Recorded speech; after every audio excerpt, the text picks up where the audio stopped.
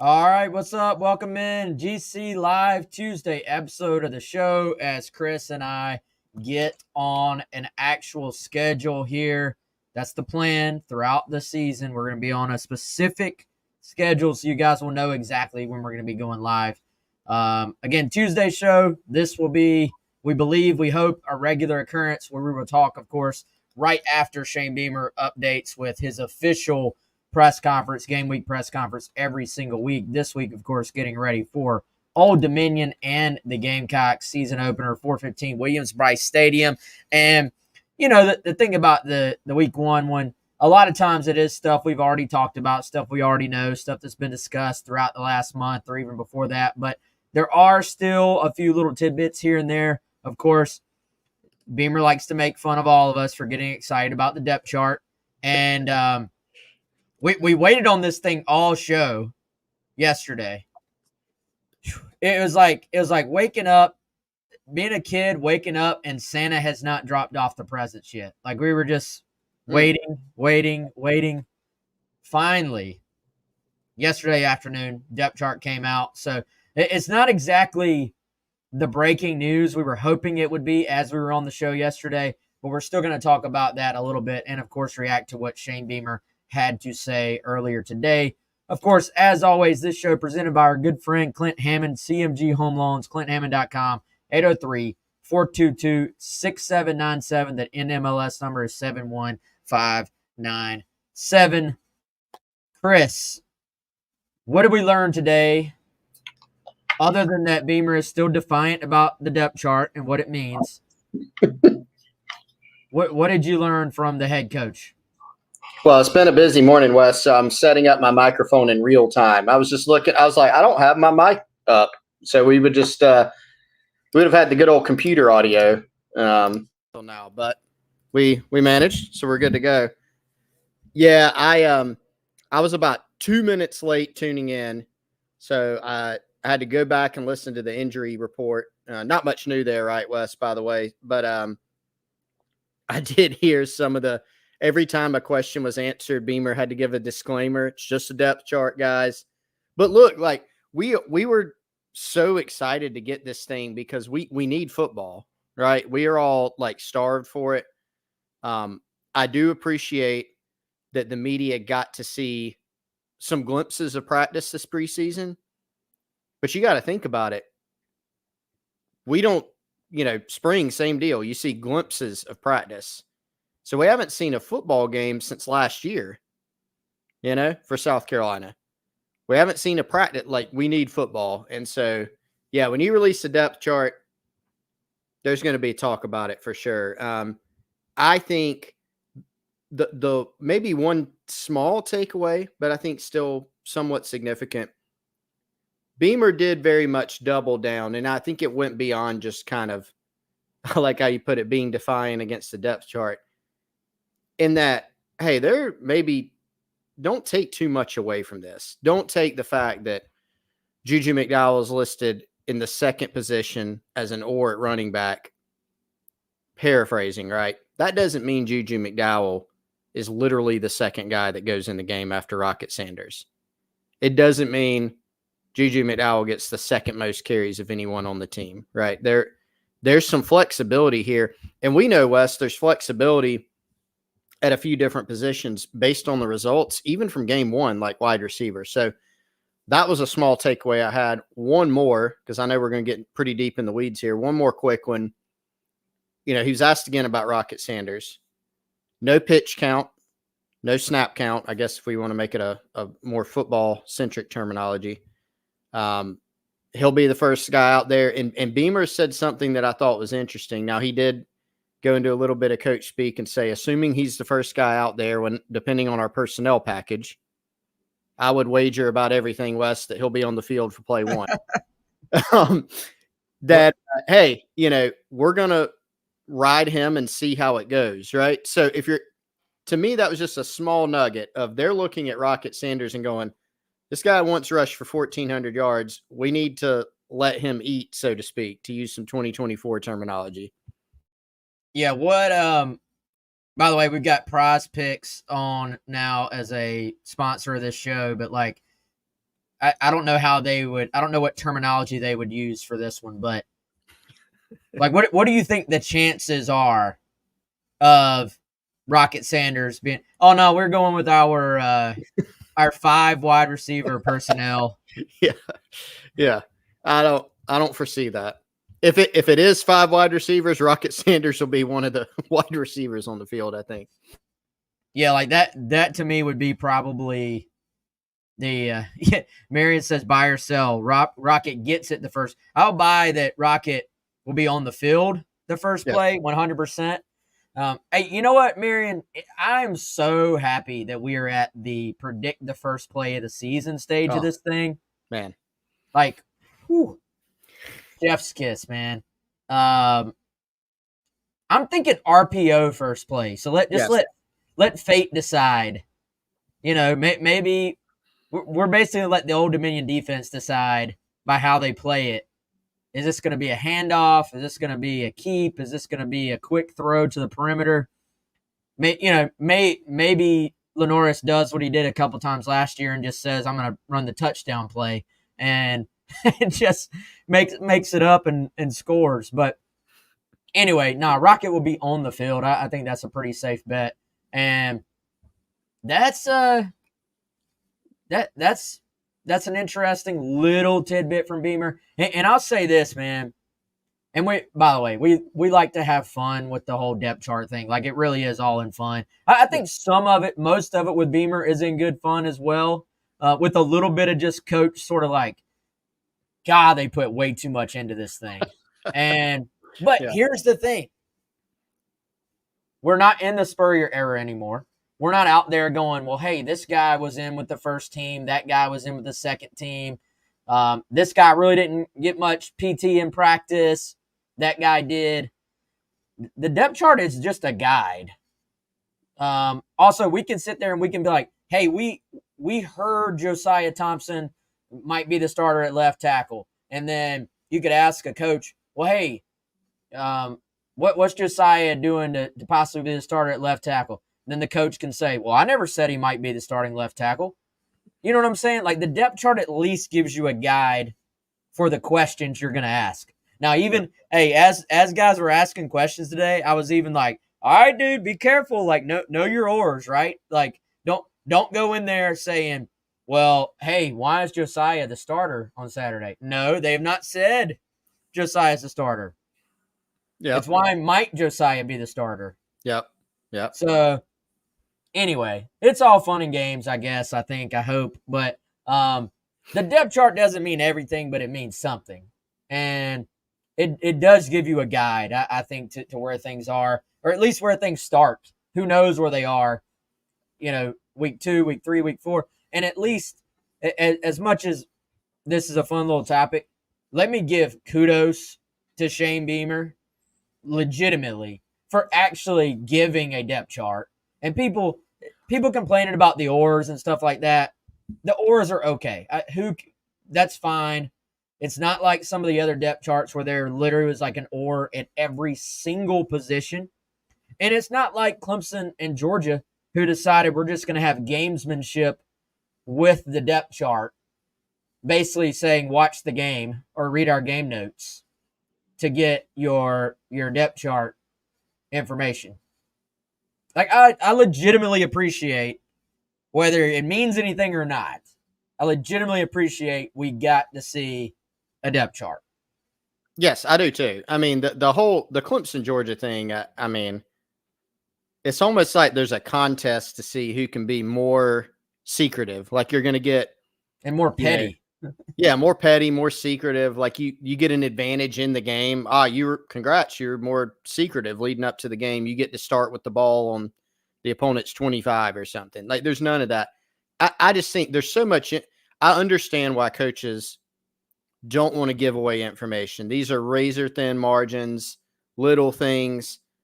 But, like, having a depth chart of some sort, like, South Carolina is not going to lose a game this year because Shane Beamer put out a depth chart. I'm 100% confident. Not going to win a game because they put out a depth chart.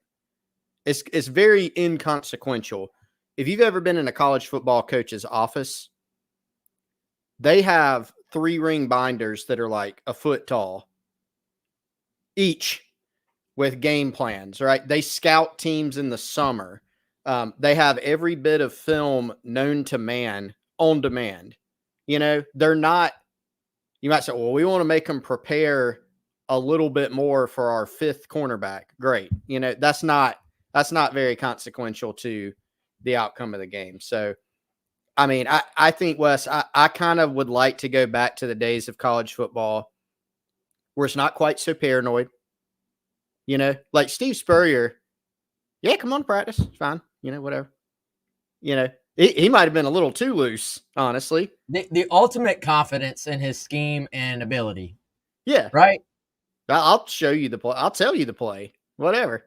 See if you can stop it. So we've gone in the other direction where it's a thing nowadays. Like if somebody puts out a depth chart, it's almost like, oh, shoot, they put out a depth chart. Or they had an open practice. It's almost surprising. But at the same time, I get it because it's kind of the college football culture now. So it's not, that's the thing to do, kind of close it off more.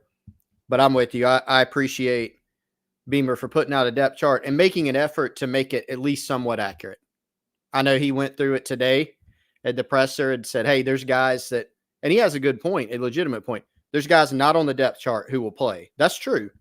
Like, won't we probably see Jawarn Howell in the game at running back? Maybe he wasn't on the depth chart. I mean, there's some situations with guys that'll play who aren't on the depth chart in some situations, but they made a run at trying to give us an idea of what it could be, a guide, as you said. Yeah. I mean, very few guys, I would imagine, that like they included a bunch of guys. They went 6 deep, not 6 deep, but they had 6 guys at linebacker. Yep. They listed 9 guys at wide receiver. I mean that running back room though, that thing's deep. Like there's some talent in that room. So I think that's probably the one position where you'd say, all right, yeah, there's some guys that can play, especially if they can run the ball and get out there and sort of get a lead and pound away at this thing. Maybe you get several guys in there. By the way, the Emmy award-winning Mike Yuva has joined us on the chat. Mike, don't you have some work to be doing, man? Like, isn't there a Rhode Island high school football game for you to be preparing for? Mike said, by the way, we're going to get to back to football. Mike says, what am I drinking? I am constantly drinking during the show. So it's bad. The cup, if you see this cup, it's normally actually liquid IV because I need the electrolytes and I struggle to drink just water. If you see this, it's actual water. And I want to call out Chris because he got, and then right before the show starts, not only did he get it, but he just taunted me with one of my 2 favorite Columbia area coffee shops. There's 2 that are pretty much tied for me right now. Chris, you want to show them? I mean, we don't have any coffee sponsors, so yeah, we're gonna show them some love. Shout out because this is not a chain business, right? So I'm not bringing. Hopefully, I can say this. This isn't Dunkin' or Starbucks, right? If it was them, we would make them pay probably to be a sponsor. Shout out to our friends at Loveland Coffee out in Irmo. If you've never been, you must support local business. It's outstanding. So, and I'm sorry, Wes, I did, but you live closer to a lot of the really good spots that like every day I'm sitting over here in Irmo. Like, I wish I could go there, but it's like 30 minutes away and you could probably like walk to some of them almost. So true. I don't feel that bad, Yeah. So Peacewise and Loveland are my 2 go-to coffee joints. So let me just say, honestly, sometimes we mention local businesses and they reach out and say, hey, I heard you mention this. If that happens, let me just say, we can work something out. It won't even have to involve cash at all. I promise you. We can. The amount of coffee that will be flowing through our veins in the next 3 months is not healthy, but we can definitely work something out. So, all right, back to football, back to this depth chart. Chris, I read the thing. I reread it. I was going, that makes sense. That makes sense. I was going, didn't quite expect it to be listed that way, but that makes sense. I went back to two guys, and I'm like, all right, who have we been sleeping on? Who have we not been showing enough love to? You mentioned Juju earlier in the open. Juju's one of the guys. Yes, I don't think this means he's going to be direct replacement for Rocket Sanders, second leading rusher, all those things. But it does seem to me to be that there is an effort to get Juju involved in what they do. I won't even just say offensively, but just what they do as a team, because you look at his inclusion on special teams as well. And then JT Gear. And, JT was a guy who came in with some pretty high expectations last year, has dealt with injuries. We'll dive into both these guys separately, but together, those were the two guys that sort of caught my attention as, okay, I like to self-scout as well. Like, all right, did we provide the proper information? And, I was like, we weren't hearing a ton about those guys. And I wish we were, because we would have mentioned them more, because it seems like they are going to play a role. And also, it caught my attention today when Beamer was talking about Juju. Something I mentioned in my reaction to the depth chart was they did start to find some ways last year to get Juju involved, and it was by being more deliberate, if that makes sense. It wasn't necessarily like, hey, he's just going to rotate in as our second back. It was, hey, let's get Juju involved in the slot and use him in a jet sweep. Let's get him involved in some quick passing game stuff. Let's use him. Beamer mentioned a screen pass, and I think it's more about being intentional with him. Like, if you were just rotating your backs, like, let's say it's the fourth quarter, South Carolina has a 10-point lead, and we're going 70% run. I think Rocket Sanders, obviously, but then I think Oscar Attaway is sort of your direct backup. Like, he's a true traditional running back. I think after him, probably Jordan Howell. But they have other guys, man. They have other guys that could be in that mix too as the season goes on. You still hear those little inklings on Matt Fuller, like, hey, this kid could be special. So that said, I think there's a distinction there. Excuse me, but I think it would be interesting to see. Manufacture is the word I came up with. How many touches do they manufacture for Juju in space when you combine punt return, kick return, and whatever he is on offense? I almost look at it like gadget player as opposed to just running back. Like, I think you're going to use him various ways, and especially when you consider the question marks overall at the wide receiver position. Is he taking some of those reps from a personnel standpoint where maybe it's two running backs, but it's Rocket or Oscar in the backfield, and then you're doing that thing where you put a running back in the slot and they're motioning across, and you're sort of creating misdirection between two running backs and, of course, your run threat at quarterback. Yeah, it's a great point. I mean, and that's kind of what I was hinting at earlier. Like, you see, and Juju McDowell wasn't or Juju or Oscar. So, I don't think anybody asked at the press conference was, hey, yeah, I saw Juju was number 2 on the depth chart. It was an or. I think that's one of those situations where you consider his skill set and you recognize that doesn't mean you're just running your base plays, lining up Juju and saying, hey, you're running inside zone 15 plays in this game. That's not his game, And in fact, Wes, not that the coaching staff's paying attention to the Gamecock Central message boards to get advice, but when that has happened in the past, you can remember some of the reactions, right?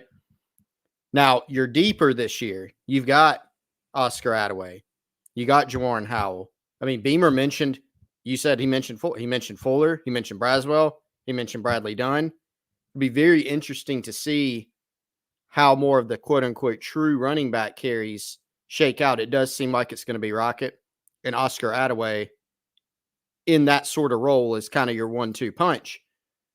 But Juju McDowell, I mean, that's a fascinating question you ask. How many touches can you get him? That'll depend on the opponent. But from what we know about Juju, he is good in space.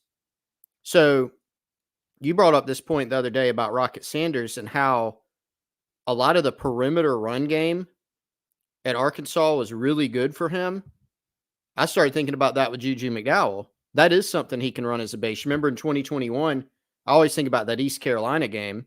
They came back and won. Parker White hit the field goal at the end to win it.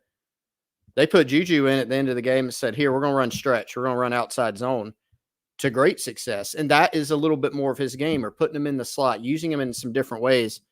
And then, as you said, letting him touch the ball on punt return, maybe kick return. What do we think? 5 to 8 touches, like combined a game? Because I think you always think about players. Well, that guy's a real good player. We got to get him the ball 25 times a game. You can't do that with everybody, right? But, if you're a 25 touch a game player, you're kind of thinking about a running back, like a workhorse style running back. But I do think Juju's a guy that I like your word manufacture, like find a scheme you like in a particular game and see if there's like a use for him in that game, because he can be very productive when used the right way. Well, there were times I'll go back. I want to say it was 2 seasons ago. That Arkansas game, I feel like early in the year, it felt like there was not much going on in the running game. And Juju, this is a backfield with Marshawn Lloyd. And eventually, for part of this season, they just went to Marshawn Lloyd as being like the focal point of their offense. But that game, and it was a small sample size, but I was going, dang, Juju looks like the best player in this backfield right now. And, he generated some buzz when he first got to South Carolina as a true freshman, actually recruited by Des Kitchings back in the day. And Des, a guy that, was very, very high on him when he got to South Carolina. And so I think it's just kind of, to me, it was just a little reminder. Like we've talked about, rightfully so, all the transfers that are listed as running backs. And it was a little reminder of, all right, there's going to be a role for this guy. I still, like you said, I think he's not going to be touching the ball 15 times a game. But if you can be efficient with his touches, like if you're Dow Loggins and you're like, hey, I got about 10 concepts going into this game that work for Juju, and I want to implement a handful of them, and they work, then it was worth it, because you want to have as many little things in your back pocket as an OC as you can to try and manufacture offense. And so I think when you have an offense that the receivers are at least a question mark until they become one, until it's not, I should say. If you're going to be successful running the football, when teams know you're going to run the football, there has to be some misdirection aspect to that. So maybe you and I and everybody else is saying, hey, there's going to be a lot of 2 tight ends. Maybe we see more 2 running back than we expect. And when you have the kind of split back or the motion back guy going in there, that allows you to get like this action to where a lot of times if you had that running back, whatever side of the quarterback he's on, teams will play you to the opposite side because they know if he's on the right side, the handoff more times than not will go to the left. And so it will kind of keep teams a little bit more honest, I think, as far as your running game goes. Yeah, I think you look at the strengths of this team on offense, and it is on paper. Like that's dumb, Chris. You can't say this offense has a strength. They weren't all that good last year, and the part that was pretty good is gone. Spencer Rattler and Xavier Leggett. So we are talking about on paper and what we expect, what we've heard about how they're going to try to build this team. It does seem like it's running the football, and you don't have to stretch to imagine that because you do have Rocket Sanders who's done it. Lenora Sellers is a very mobile guy. That they seem to feel pretty good about the backs. What's the other strength? You'd probably say tight end, right? Wide receiver, probably the biggest question mark on this offense, maybe on the entire team, right? You start thinking about those tight end motions and how you can incorporate them in the run game, how you can incorporate them in the play action game, RPOs. That is kind of where my head goes about where you're building out this offense. With this offense, I don't think about, spreading them out with 4 wides and things like that. You think about RPOs, you think about zone read, you think about play action involving the tight ends, using the tight ends in a bunch of different ways, really leaning on them in the run game for some kind of eye candy and putting defenses in conflict. If you're leaning on your perceived strengths, it's going to, I think, it's going to be the run game. Now, you got to be good at receiver too, that they are going to have to solve that question at some point. You're going to have your receivers make some plays. And, that was also interesting, Wes. I don't mean to steer it away, but maybe it's a natural segue. 9 receivers listed on the depth chart. And you kind of get a sense that, there's 2 starters listed. There's 1 co-starter that had 3 other co-starters at his position. But you kind of get the sense that, like, man, there will be 2 or 3 guys that go out there and start on Saturday night, but it might not matter. Might be 2 different guys in the Kentucky game. It seems pretty open from that standpoint. Travis, as we well know, over here in the chat, is from the Run the Ball school of football. It will be fascinating as we sit here and talk on Monday's show after the game. How does all this play out remotely like we think it is going to, or is it completely different? Just in terms of game flow and who gets touches and how they get touches and all those things. But let's not get away from Gear. We haven't really talked as much about him. We got into Juju and then some other guys, but I think this has got to be a positive development that JT Gear has come along, because not to bring up what is not a positive, but look at last offseason. What was the biggest need? Edge guys. They needed some help. And what happens there? They kind of got into desperation mode to an extent, and you bring in a couple of guys that you're hoping can help you right away. Well, one of them is not even on the team anymore, in Tuazama. And Gear, it really felt like there were some pretty high expectations, but he dealt with a lower leg, ankle, foot, something like that, injury to start the year. And dude, when you're a big guy, but you're playing like an edge spot where you have to change direction and be a pass rusher, if those things linger, it really can affect you as a pass rusher, I think. And so that sort of affected him in a big way. I would imagine you get into the spring, you're like, all right, you've got more competition here. We didn't hear as much about Gear in the spring either, but then he missed the spring game as well with an injury. So it was very limited, both for him on the field and what we were able to hear about him. But it does sound like, and he's listed, again, he's a co-starter. I don't know Chris, how much stock do you put in the order that an OR is listed? I was just about to ask you that. The depth chart science. Yes. Depth chartology. I put stock in it. I do. Even if it's subconscious, the depth chart creator, whoever that might be, when it is handed down from above, someone is listed first. So it's kind of like when somebody says, "Oh, they're 1A and 1B," because they don't want to say they're 1 and 2. But I'm like, you still said A and B. Yeah. In my mind, A is better than B. A has an advantage. Yes. No, but it is a good point. So, and I'm not going to give any specific examples because I don't want to be, I'm staying away from the negativity too. But sometimes you look at a depth chart and there can be a surprise in a negative way. You go, oh, that's the starter, or you know what I mean? Or there's 2 ORs there. They don't really have a guy. You know what I'm saying? Like when I saw JT Gear co-starter at edge, my reaction is, oh, that's good, right? Because that means he's at least on the same playing field as a Brian Thomas Jr., who started 6 games last year, put on about 10 or 15 pounds in the offseason. Staff's always been pretty high on him. Then you have at the other spot, I thought it was going to be Kyle Kennard at one spot, Gilbert Edmond at the other. Instead, it's Kennard or Edmond at one spot.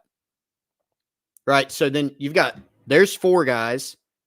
Then your other one is Dylan Stewart, former 5-star freshman, who had a really good spring, summer, and preseason. And Des Umeozulu, another former highly ranked guy who really looks the part and has come along in some regard too. So you're right. I mean, Wes, I think we should have paid. You remember we were at Media Day and Sterling Lucas doing interviews. He's like, I mean, I think he said 7. He's like, I got 7 guys. And, you kind of chuckle. He's like, no, I'm serious. And, then you start separate. Okay, was this? And you kind of got the sense, all right, it's a little bit more than coach speak. But I will admit, I probably didn't take it as seriously as I could have or should have, in that I have spent more time talking about, Dylan Stewart, Kyle Kennard, Gilbert Edmond, all guys worthy of talking about, but not as much about gear. Honestly, probably not as much about Brian Thomas Jr. as I could have as well. So I think a positive sign here for South Carolina. Yeah, and this is a kid that was very productive at Syracuse. He looks the part. He has he has the traits. He has the measurables you're looking for. And, I'm also curious, Chris. It seems like in this scheme, based on my observations, the 2 edge spots are pretty interchangeable. So I'm also wondering, like, hey, Gilbert and Kennard are listed at the same spot as Orrs, but do we see them on the field at the same time at times? How much does Dylan Stewart play? Dylan Stewart, we know, is going to play and play a lot and probably play more and more as the season goes on. I think that obviously would be something people are very interested in seeing as this year goes on. And, you even look at this thing, and one thing that's been a little bit forgotten at this point is the fact that they are going to run, we still believe, quite a bit of 3-3-5. And so when they go to a 3-3-5, and Travis is actually reading my brain here, said his gear more of a 3-3-5 edge than a 4-2-5 edge. I think he really is both, honestly. I do think they wanted to get a little bit bigger in general, bigger, more athletic, all the above at those 2 edge spots, and they have. But sometimes, man, when they go to 3-3-5, you look out there and the end, the guy at defensive end, is one of their guys that's an interior guy in the 4-2. So how does that affect the rotation as well? That's a position where, when Beamer says don't put too much stock in the depth chart, that's a position where it's almost hard to even express what could happen on paper, because it's like, all right, well, this is the guy in this package, but this is the guy. He's an interior guy, but he's going to be lined up and end in the 3-3-5. But when we go to when it's 3rd and long, this guy is actually the starter. So I don't know that it necessarily matters a ton either way, the order of these guys, but at the same time, I do think, back to gear, it's a positive that he's just in the mix with that group as opposed to listed below them. Wes, let me give you a few stats and bounce this off. So, and this really came about with the edge conversation and what you said about D tackle, like trying to get a sense of what that'll look like. I think what we can say, as close as definitively as you can without seeing an actual game and having, still somewhat limited knowledge, is that the reps are going to be split more evenly, meaning the 3 guys that played the most last year were Tonka and Boogie by a good margin. TJ Sanders was quite close. It dropped off a good bit after that. So after the 3rd guy, kind of the co-starter, it went down a lot. I think it'll be more even, right? Like, so guys 4, 5, maybe even 6 play more snaps than we're accustomed to. I think my question is, what's the gap between 1 and 2, 3 and 4, right? Like that type of thing. And I think a lot of it does depend on exactly what you said, like what front are they in? We won't be able to just look at a snap count and that's it to get that answer. I think we'll have to take a deeper dive into what exactly they're in. But here's some numbers. All right, so Clemson game last year. Now keep in mind, this is when Carolina had started playing a lot better on defense. South Carolina did not win the football game against the Tigers last year, but Clemson didn't score an offensive touchdown. That's a pretty good night on defense, right? If you give up 0 points, pretty good night. So Debo Williams played 74 snaps. He literally played every single snap on defense against Clemson. Stone Blanton played 61. Bam Scott, remember they played a lot of 3-3-5. Bam played 56. The next linebacker was Pup Howard with 13. So, that we're not going to see that, I don't think, this year. Defensive tackle, Tonka Hemingway, 53 snaps. Boogie Huntley, 46. Then you had TJ Sanders with 27. Next defensive tackle is Nick Barrett with 13. Again, in a game where you're playing 74, 75 snaps, I don't think there's that big of a disparity in your, not just your front four, but your front five, front six between your defensive line and linebackers. I think they're going to be able to rotate a good bit more. Now, is it more even? Is it the first guy still plays a good bit more? I don't know that, but I do know that Debo Williams doesn't have to play every snap. Tonka Hemingway doesn't have to play 75% of the snaps unless that's the direction the staff goes. And it really seems like they want to take more of this. They've used the hockey shifts thing. It seems like they want to play more guys and keep them fresh. Yeah, I think that's a given, man. That's what we see now. Will there be, how much will Debo actually come off the field? Like, I think, to me, have to drag him off probably. Yeah. For one, he may just not come off the field. Like, they may have to send somebody out there to get him. And I think even he will rotate more, but I would imagine he's the one guy out of this group that I sort of feel like, because he's such a verbal leader for you, that he's going to be on the field quite a bit. And so now the other guys, I do think you're going to see a heavy rotation. I think it's interesting. Demetrius Knight listed as a co-starter with Van Martin Scott. There were signs of that already. That one didn't surprise me at all. Matter of fact, I got a gut feeling he's running out there with the first group on Saturday, and whether it's 4-2-5 or 3-3-5. And I just think it's going to be a push to have whoever you legitimately think your best 11 are on that given Saturday. I think every week is going to be a push to have your best 11 on the field, healthy and not worn down in the fourth quarter of SEC football games. Yes. To me, that's the goal. That's going to be the goal every week.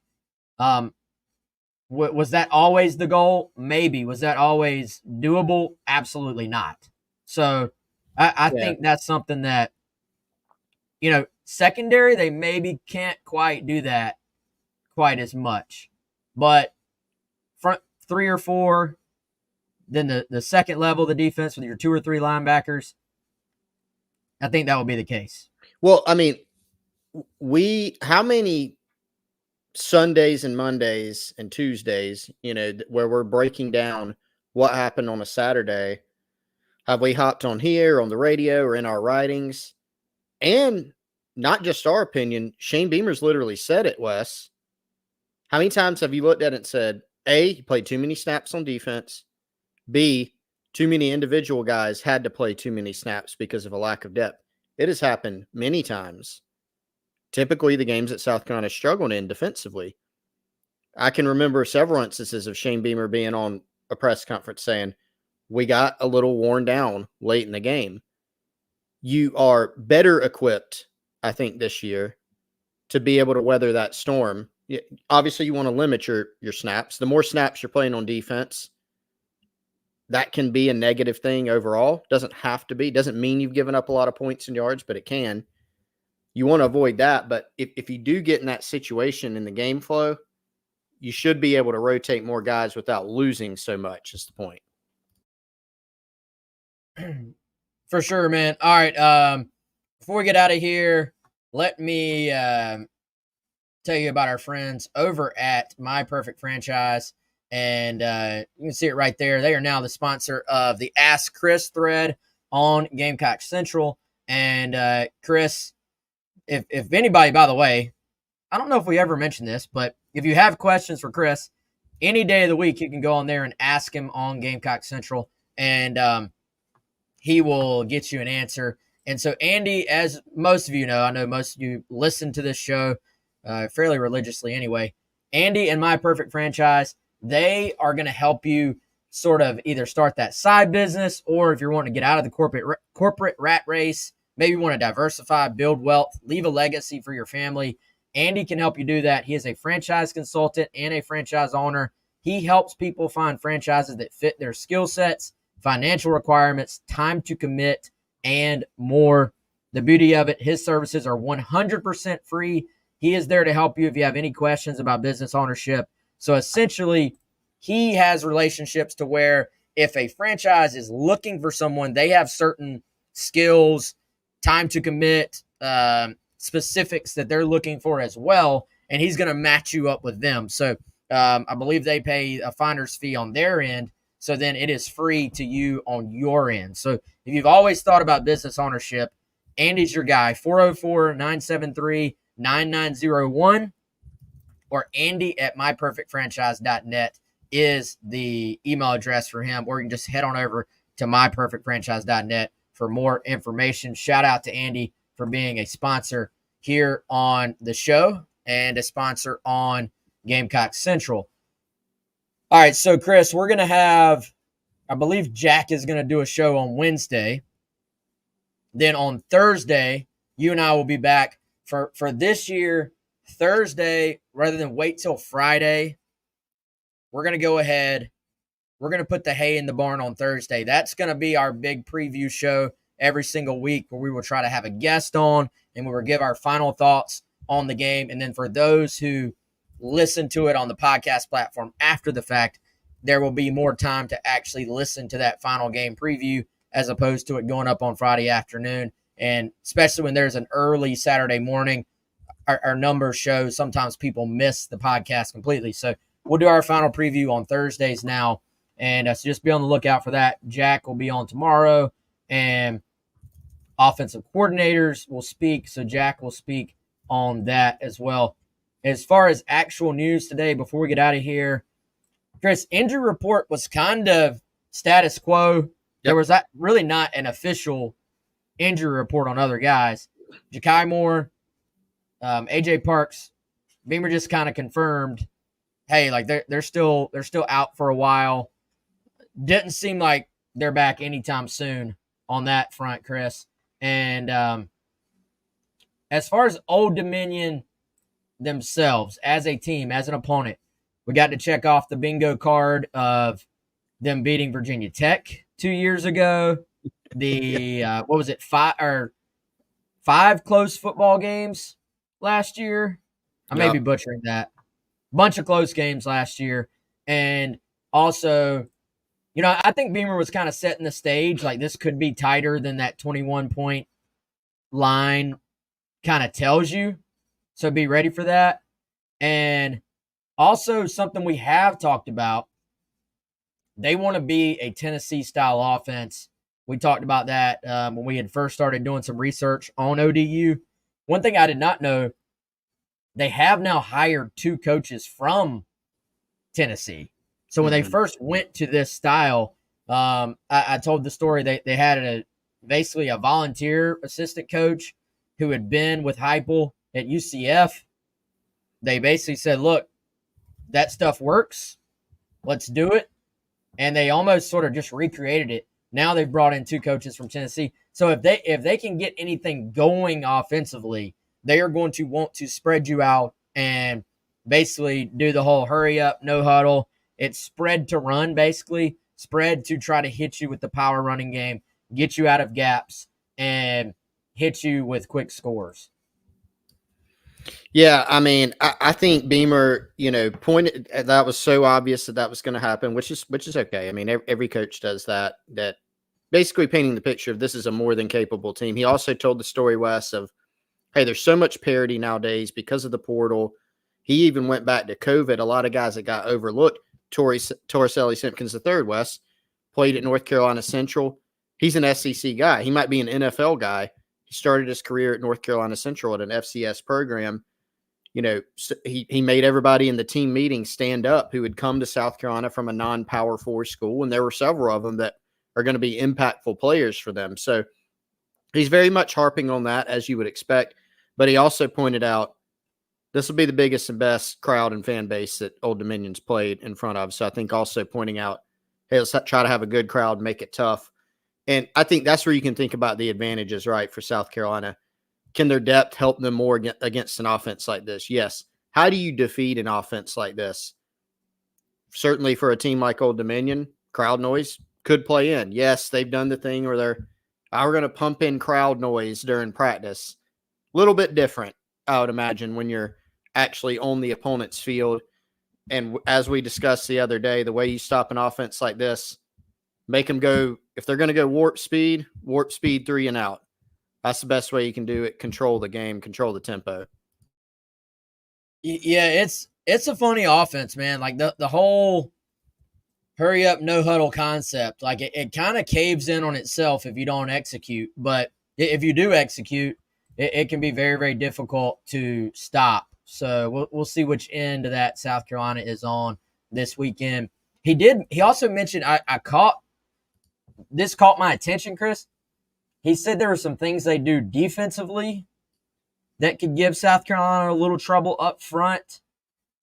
I don't really know exactly what that was referring to specifically, but maybe something to kind of keep an eye on. There's really not, if you want to go watch games of ODU from last year, there's not a lot out there. Like, it's very hard to find, if you want to look at most of South Carolina's opponents, you can just go on YouTube and there's stuff on there. For them, there is not. And let me see. Let me see if there's anything else from this press conference we have not hit on. While you do that, Wes, how about I tell people about our limited time special at Gamecock Central? Let's make sure we do that. Kickoff sale, 50% off and new annual membership. So if you're not a member, Wes showed earlier, you can come ask me a question on Ask Chris anytime. We got a lot of awesome discussion on there. So love hanging out with you guys on the show. But if you want to come on every day, and you can get access to all of our content. We got tons of it going up to preview the game, tons of it this season, recruiting, think about transfer portal in December. Going to be interesting. So kickoff 24, that's the promo code.